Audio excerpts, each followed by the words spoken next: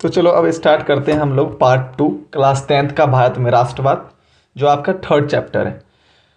तो इससे पहले हमने फर्स्ट पार्ट में पढ़ा था कि पहला विश्व युद्ध, उसके बाद हमने खिलाफत आंदोलन देखा, असहयोग देखा, सॉरी असहयोग आगे देखेंगे। उसके बाद सत्याग्रह किसे कहते हैं, गांधी जी ने सत्याग्रह का क्या परिभाषा दिया था। उसके बाद रॉलेट एक्ट आया था 1919 में, उसके बाद रॉलेट सत्याग्रह चलाया गया था, फिर जालियांवाला बाग हत्याकांड होता है। उसके बाद हमने देखा कि असहयोग ही क्यों नाम रखा गया असहयोग आंदोलन का। तो अब हम लोग आगे असहयोग पढ़ेंगे। असहयोग वापस ले लिया जाता है, चौरी चौरा हत्या कांड होता है उसके बाद। तो चौरी चौरा कांड क्या था वो सब चीज़ हम पढ़ेंगे, ठीक है। तो असहयोग ही क्यों नाम रखा गया था ये हमने पिछले पार्ट में बताया था। तो अगर आपने पार्ट 1 नहीं देखा है तो पहले डिस्कशन बॉक्स में जाएं, पार्ट 1 को देख लें, देन आप पार्ट 2 को देखें। और आप लोग का जैसे सीबीएसई वाला का टर्म 2 में क्या है कि आप लोग का रिटर्न लिखना है, तो आपको नोट्स बनाना बहुत ज़्यादा इंपॉर्टेंट है। अगर बिहार बोर्ड की बात करें तो उनमें ज़्यादा ही ऑप्शन आते हैं ऑब्जेक्टिव टाइप, तो वो नहीं भी बनाएंगे चलेंगे, लेकिन अगर बनाते हैं तो क्योंकि इससे उनको भी सब्जेक्टिव आना ही है, लेकिन बिहार बोर्ड के बच्चे को बनाना चाहिए नॉलेज के लिए भी और अच्छे नंबर लाने के लिए भी। तो जहाँ भी एनसीईआरटी फॉलो होता है सभी बच्चे वीडियो देख सकते हो। और हमारे चैनल पर नए हो तो चैनल को सब्सक्राइब कर लेना। चलते हैं डायरेक्ट टॉपिक पे विदाउट टाइम वेस्ट किए हुए। अच्छा लगे तो कमेंट जरूर करना। चलो, आंदोलन के भीतर अलग अलग धाराएं क्या है, मतलब क्या है आंदोलन के भीतर अलग अलग धाराएं। देखो, कह रहा है कि आंदोलन जो चल रहा था देश में वह शहर में किस तरह से चल रहा था, शहर में जो आंदोलन का रूप था वो क्या था, और ग्रामीण क्षेत्रों में आंदोलन का रूप क्या था, उस चीज़ को हमको समझना है इसमें। तो शहर में अगर आंदोलन की बात करें तो वहाँ पे जो आंदोलन हो रहा था वह शहरी मध्यवर्गीय लोग उसमें ज़्यादा हिस्सेदारी ले रहे थे।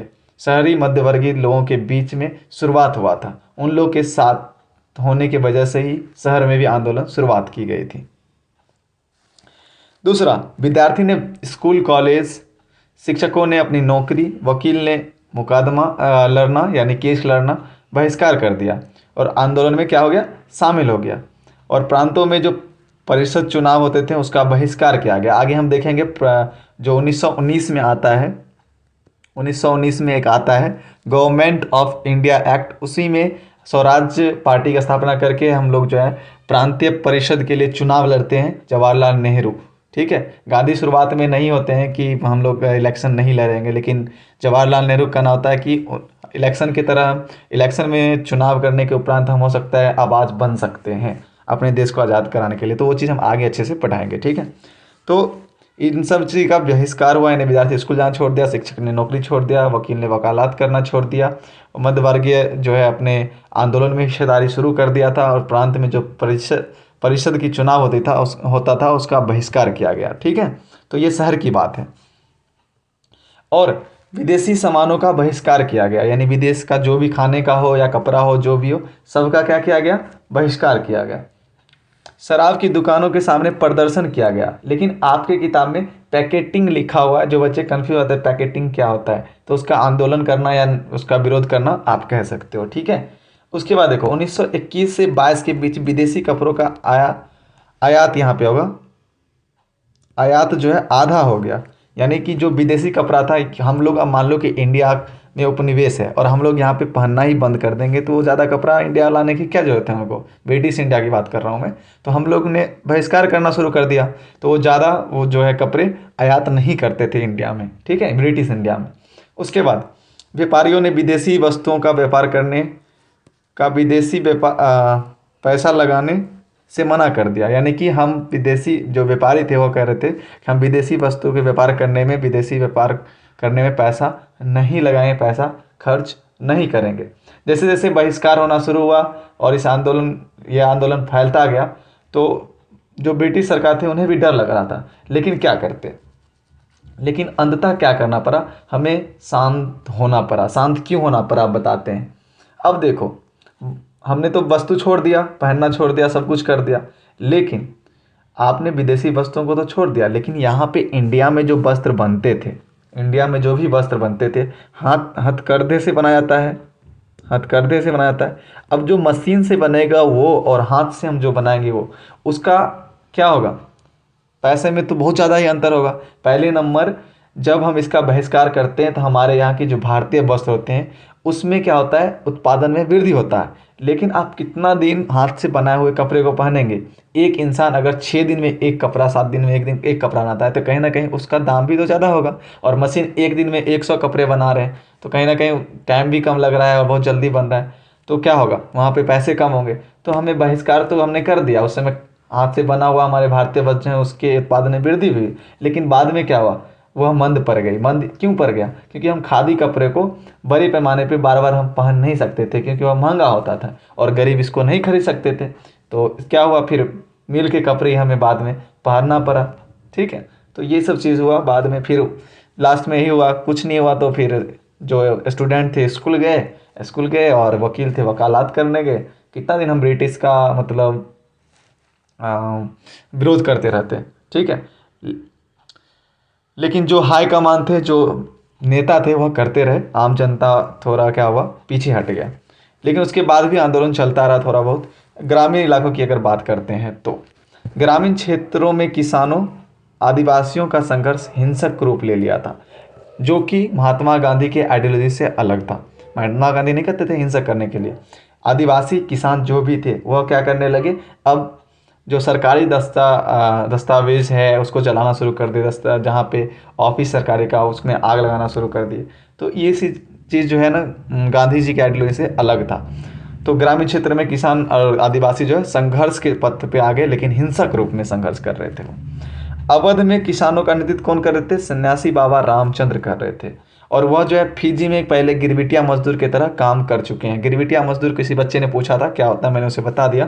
तो आप लोग भी जान लीजिए गिरबिटिया मजदूर होता क्या है। गिरबिटिया मजदूर होता है एक एग्रीमेंट के थ्रू किसी भी मजदूर को पहले उपनिवेशिक देशों से अन्य देशों में उपज कराने या काम कराने के लिए ले जाया जाता था। और इसी एग्रीमेंट को मजदूर गिरमिट कहने लगे और बाद में इसी मजदूर को गिरमिटिया कहने जाने लगा। तो ब्रिटिश शासन के दौरान बहुत सारे लोगों को काम कराने के लिए दूसरे देश में जाया जाता था। उन्हें एक एग्रीमेंट के तहत ले जाया जाता था और इसी एग्रीमेंट को मजदूर गिरमिट कहने लगे। और बाद में जो मजदूर इस एग्रीमेंट के तहत गए उसे गिरमिटिया मजदूर कहा गया।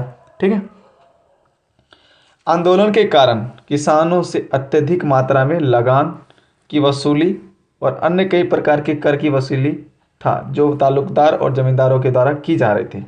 अब देखो आंदोलन का कारण क्या था।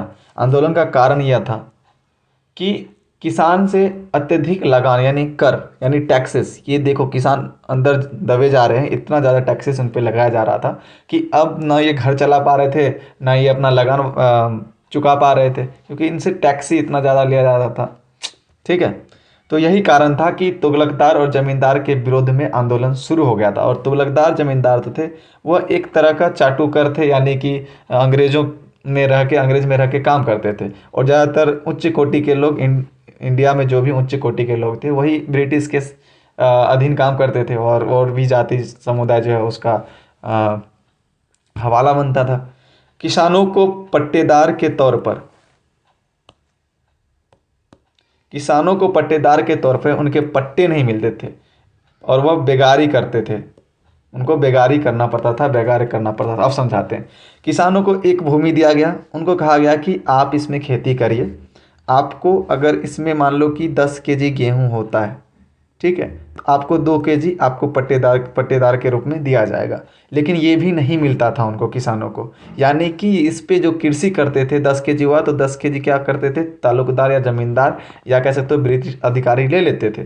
तो क्या हुआ, ये तो बेगारी हुआ ना कि बिना आप किसी वेज का बिना किसी पैसे का किसी से आप काम करवा रहे हो। आपने कहा कि नहीं पट्टे देंगे, लेकिन पट्टे भी नहीं दे रहे हो। तो इससे तो और प्रॉब्लम क्रिएट हो रही थी। गुस्सा हो रहे थे किसान और आंदोलन कर रहे थे। पहला यहाँ पे कर आपने देख लिया आंदोलन का कारण। दूसरा आपने देख लिया कि बेगारी काम किया जाता था, उनके पट्टेदार जो हिस्सा होता था वो नहीं दिया जाता था।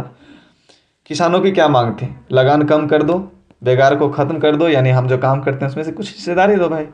दमन करने वाले जमींदारों का सामाजिक बहिष्कार करो, ये किसानों का मांग था। तभी जाके हम आंदोलन को रोकेंगे। चलो, अवध किसान सभा की स्थापना 1920 में जवाहरलाल नेहरू, बाबा रामचंद्र, आपको पता होगा बाबा रामचंद्र, अभी जस्ट मैंने बताया था कि अवध के किसान का नेतृत्व किया था सन्यासी बाबा रामचंद्र, ठीक है। और उसके बाद नेहरू जी जाते हैं 1920 में, कहाँ, अवध जाते हैं और वहाँ पे किसानों की हालचाल देखते हैं। उसके बाद किसान सभा की स्थापना करते हैं जवाहरलाल नेहरू और रामचंद्र, बाबा रामचंद्र और कुछ लोग के नेतृत्व में यह किया जाता है किसान सभा का स्थापना, कहाँ, अवध में। 1921 में जब आंदोलन फैला तो ताल्लुकदारों और व्यापारियों के मकानों पर आक्रमण कर दिया। किसने कर दिया? जितने भी किसान थे, जिन पे ज़्यादा लगान लगाया जा रहा था, जिनको पट्टेदार ये नहीं दिया जा रहा था, जिन पे शोषण किया जाता था, वो सभी क्या करने लगे? ताल्लुकदार और व्यापारियों पे आक्रमण करने लगे, उनके मकानों को जलाना शुरू कर दिया। बाज़ारों में लूटपाट करने लगे। अब देखो, आप अगर आपके यहाँ अगर जितना ज़्यादा गरीबी है, वहाँ पे ज़्यादा ही कह सकते हो लूटपाट, चाहे डकैती जो हम अपने गांव में बोलते हैं, और ऐसे सब भी बोलते होंगे, ठीक है। हाँ, तो ये सब चीज़ ज़्यादा होता है जहाँ पे बेरोज़गारी कम ज़्यादा होता है, जहाँ पे लोग गरीब होते हैं। तो उस समय क्या हुआ कि आंदोलन उग्र होता चला गया और बाजार में जो भी सामान थे उसको लूटना शुरू कर दिया किसानों ने। अनाज के जो गोदाम थे, सरकारी अनाज के गोदाम, उस पर भी किसानों ने कब्जा कर लिया, अपना घर भरने लगा, ठीक है। तो ये सब हिंसा कर रहे थे, मतलब खुश नहीं थे तो अपना स्टेप उठा रहे थे। आंध्र प्रदेश में आदिवासियों का आंदोलन 1920 में आंध्र प्रदेश में गुडेम पहाड़ी, एक पहाड़ी का, वहीं पे बहुत सारे पहाड़ी होंगे, गुडेम पहाड़ी नामक है, अलूरी सीताराम राजू पूरा नाम है, जो नेतृत्व करते हैं गुरिल्ला युद्ध का, उग्र गुरिल्ला युद्ध आंदोलन फैला देते हैं। यानी गुरिल्ला युद्ध क्या होता है? चोरी चोरी करके वार करना, ठीक है। कहीं झाड़ी में छुप गए तो हम मतलब ताल्लुकदारों को मार रहे हैं, जमींदारों को मार रहे हैं, ब्रिटिश सरकार के जो भी अधिकारी हैं उसको मार रहे हैं, चोरी छिपके से, उसको गुरिल्ला युद्ध कहते हैं, ठीक है। तो उसके नेतृत्वकर्ता कौन होते हैं? अलूरी सीताराम राजू, ठीक है। बहुत ही नाम खतरनाक है भाई। अब कारण देखो क्या था, वो लोग क्यों आंदोलन कर रहे थे, यानी गुरिल्ला युद्ध क्यों कर रहे थे? तो अंग्रेजी सरकार ने बड़े बड़े जंगलों में लोगों को जाने से पाबंदी लगा दी, यानी कि आप बड़े बड़े जंगलों में नहीं जा सकते। अब मान लो कि आदिवासी क्षेत्र है, तो आदिवासी लोग जंगल में फल चुनते हैं, उसी से निर्वाह करते हैं, जंगल में अपने जानवरों को चराने जाते हैं, वहाँ से लकड़ी काट के लाते हैं, अपना भोजन बनाते हैं। अगर आपने जंगल में ही जाना बंद करवा दिया तो क्या वह उग्र नहीं होंगे? लोग जंगलों में ना तो पशु चरा सकते थे और ना ही जलाने के लकड़ी और ना ही फल को बीन सकते। बीनने मतलब होता है चुनना, ठीक है। तो इसीलिए उग्र हो गए थे।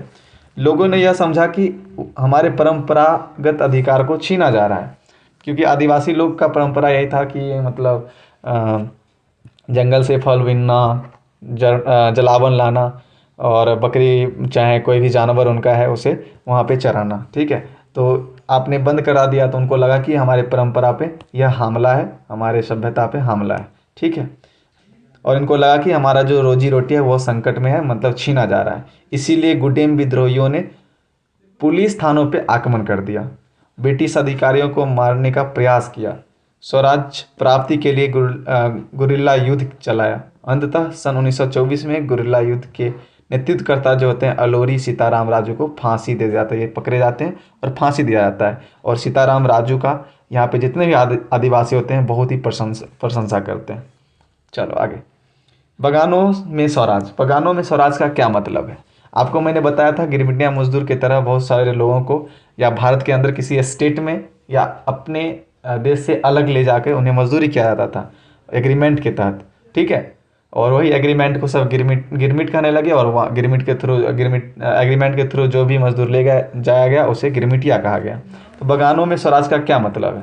असम में बगानी करने के लिए मजदूरों को ले जाया जाता है, ठीक है। और उनकी आज़ादी का अर्थ ये होता है कि वह जो चार दीवारी के अंदर जो मजदूरी करते हैं, बागानी करते हैं, जब चाहे वह बाहर जा सके, जब चाहे वो अंदर आ सके।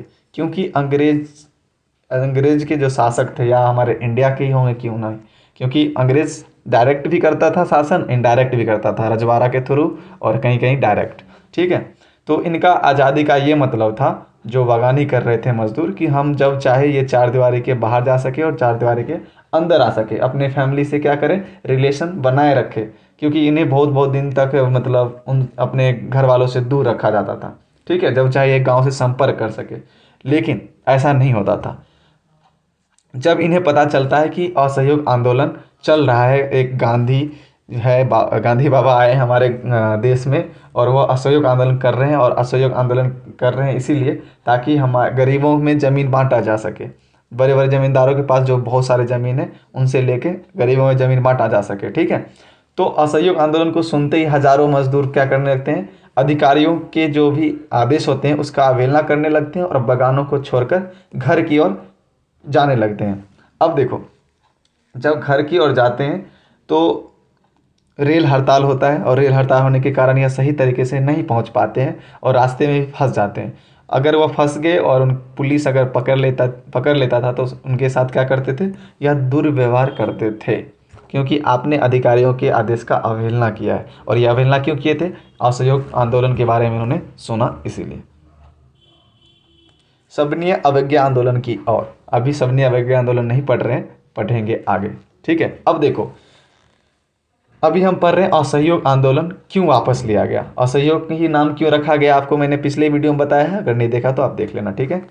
फरवरी 1922 में महात्मा गांधी द्वारा असहयोग आंदोलन को तुरंत वापस लेने का निर्णय लिया जाता है। क्यों लिया जाता है, एक चौरी चौरा हत्याकांड, चौरी चौरा कांड होता है, चौरी चौरा कांड, अच्छा से समझना, ये समझ गया तो असहयोग क्यों वापस लिया जाता है आपको पता चल जाएगा। 4 फरवरी, इसको भी लिखना आपको, 1922 में होता है यह घटना, और ये घटना यूपी के गोरखपुर जिले में होता है, यूपी के गोरखपुर जिले में होता है, ठीक है। और यहीं पे चौरा चौरी नामक एक जगह होता है, वहाँ पे एक थाना होता है।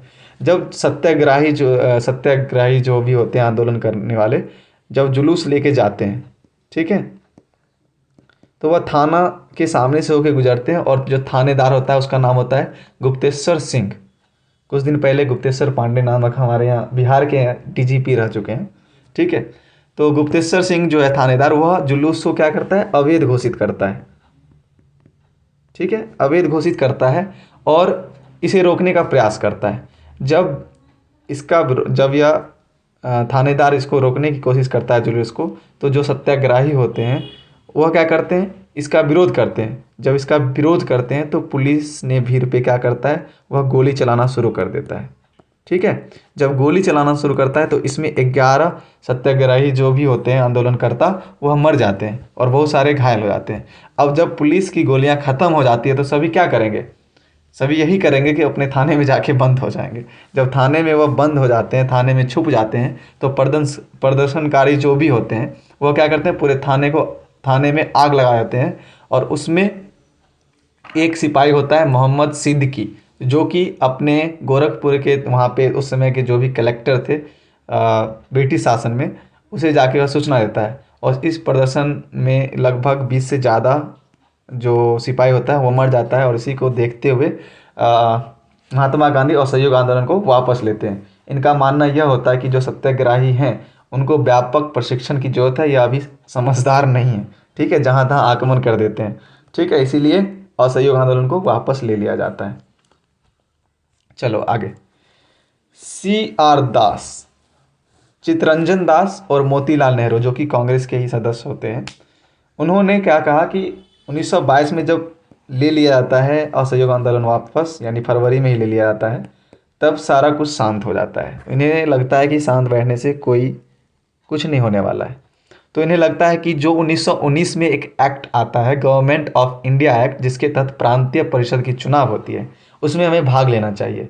और भाग लेने के उपरांत हम परिषदों का सदस्य बन के ब्रिटिश नीतियों का विरोध कर सकते हैं और सुधारों की वकालत कर सकते हैं। और ये भी हम सिद्ध कर सकते हैं कि जो भी परिषद में लोकतांत्रिक व्यवस्था है वह सही नहीं है, ठीक है। तो CR दास यानी चित्तरंजन दास और मोतीलाल नेहरू ने परिषद राजनीति में वापस लौटने के लिए कांग्रेस के अंदर ही स्वराज पार्टी का गठन करते हैं, ठीक है।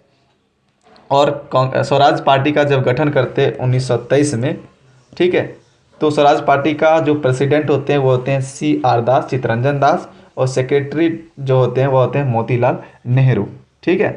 किस लिए यह स्वराज पार्टी का स्थापना करते हैं, ताकि हम प्रांतीय परिषद चुनाव में भाग ले सके, जो कि गवर्नमेंट ऑफ इंडिया एक्ट के तहत कराया जाता था।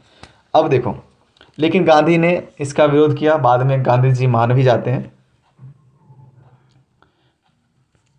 जवाहरलाल नेहरू और सुभाष चंद्र बोस जो होते हैं उस समय तो युवा ही अवस्था में होते हैं, 1923 की बात है, तो वह ज़्यादा ही अधिक उम्र में जन आंदोलन और पूर्ण स्वतंत्रता के लिए के लिए दबाव देना शुरू करते हैं। इनका कहना होता है कि ज़्यादा शांत रहने से कुछ नहीं होने वाला है, फिर से जन आंदोलन करना पड़ेगा हमें, और हमें पूरा स्वतंत्रता चाहिए। ठीक है, तो इनका जवाहरलाल नेहरू और सुभाष चंद्र बोस का ये कहना होता है। गांधी जी कहते हैं रुक जा भाई, आराम आराम से हम लोग आज़ादी लेंगे, टेंशन ना लो। चलो, 1920 के दशक में भारतीय राजनीति की रूपरेखा तुरंत एक बार फिर से परिवर्तन की ओर चलता है। तो वह कारण क्या था कि 1920 के दशक में राजनीति का रूपरेखा तुरंत वहाँ पे परिवर्तन होता है। तो दो कारण थे। पहला ये कारण था कि विश्वव्यापी आर्थिक मंदी आती है, यानी कि ये हुआ कि 1926 में कृषि से जो भी उत्पादन होते हैं उसके दाम में गिरावट आई। उसके बाद 1930 में अर्थव्यवस्था पूर्ण रूपेण क्या होता है, धराशायी होता है। मतलब फसल भी एक तरह से क्या होता है कि बर्बाद होता है, और जो कृषक उत्पाद होते हैं, जो किसान उत्पाद करते हैं, उनकी मांग गिर जाती है। अब मान लो आप फसल उगाते हो और आपके बगल वाले कंट्री क्या करती है, जो उत्पादन की मांग होती है उसको कम कर देता है कि भाई अब मुझे जो ज़्यादा नहीं है। तो उसके बाद आप निर्यात कम करोगे, निर्यात कम करोगे तो यहाँ के जो किसान थे, जो उपज वह बेचते थे, अब उनको बेचना और लगान चुकाना भी भारी पड़ रहा था। जब तक वो आप बेचोगे नहीं, पैसे कहाँ से आएंगे जब तक आप फसल बेचेंगे नहीं, क्योंकि आपके जो कृषि उत्पाद है उनका मांग गिर गया। आप निर्यात कम कर रहे हो, आपके उपज जो है बिक नहीं रहे हैं, तो आप लगान कहाँ से चुकाओगे। तो ये सारी समस्या थी, और यहाँ से फिर से पुनः क्या होता है, जो राजनीतिक परिदृश्य होती है भारत की वह चेंज हो जाती है। उसके बाद साइमन कमीशन एक आता है। 1927 में साइमन कमीशन बनाया जाता है ब्रिटिश में ही, लेकिन 1928 में आता है इंडिया। ठीक है, और साइमन कमीशन इसलिए नाम दिया जाता है कि ये जो संगठन है, आयोग है, उसके जो नेतृत्वकर्ता होते हैं सर जॉन साइमन होते हैं, यही है टकलू। ठीक है, के नेतृत्व में ब्रिटेन सरकार ने साइमन कमीशन नामक वैधानिक आयोग का गठन करता है। क्यों करता है, ताकि भारत में जो है, जो राष्ट्रवादी थे उनके मांग क्या है उन पर विचार किया जा सके, और भारत में संवैधानिक व्यवस्था की कार्यशैली का अध्ययन करने के लिए बनाया गया था कि जाइए आप वहाँ पे जो राष्ट्रवादी उनका क्या मांग है वो देखिए, और संवैधानिक व्यवस्था कैसे स्थापित किया जाए, उसका कार्यशैली कैसा होगा, उसका अध्ययन करके आप आइए। ठीक है, तो साइमन कमीशन 1928 में आता है, और इसमें जो होता है ना सबसे बड़ा इसीलिए विरोध किया जाता है इसका, साइमन कमीशन इंडिया जब आती है इसका विरोध किया जाता है, क्योंकि इनमें जितने भी सदस्य थे सभी विदेशी सदस्य थे, इंडिया के कोई भी सदस्य नहीं थे। तो आपको लगता है कि इंडिया के वेलफेयर के लिए बनाया जाता कोई भी कानून अगर बनता इस साइमन कमीशन के तहत, तो नहीं। जब साइमन कमीशन भारत आता है, उनके आगमन के साथ ही उनका जो स्वागत किया जाता है वह भारत के प्रमुख राजनीतिक पार्टी कांग्रेस और मुस्लिम लीग दोनों मिलकर करती है। और इनका स्वागत किस तरह से किया जाता है, हम लोग तो अपने मेहमानों का स्वागत माला से करते हैं और बहुत सारे तरीके से करते हैं, लेकिन जो मेहमान आ रहे हैं उनको वापस जाने के लिए हम कर रहे हैं, इस तरह से स्वागत किया गया था। तो एक साइमन कमीशन गो बैक के नारों के साथ इनका स्वागत किया गया था कि साइमन कमीशन आप भले भले चले जाओ यहाँ से, क्योंकि इसमें भाई कोई इंडिया के मेंबर नहीं है। और इस विरोध को शांत करने के लिए अब वायसराय जो होते हैं उस समय लॉर्ड इरविन होते हैं, वो क्या करते हैं अक्टूबर में, यानी 1929 के अक्टूबर में भारत के लिए डोमिनियन स्टेट देने का ऐलान करते हैं। सिर्फ देने का ऐलान करते हैं, देते नहीं हैं। डोमिनियन स्टेट ये होता है कि भाई चलो ठीक है, हमारा भी रहेगा, तुम्हें कुछ आज़ादी देंगे, हद तक, पूर्ण आज़ादी की बात नहीं है। ठीक है, आज़ादी देंगे लेकिन पूरी तरीके से आज़ादी नहीं रहेगी, तो यही होता है डोमिनियन स्टेटस।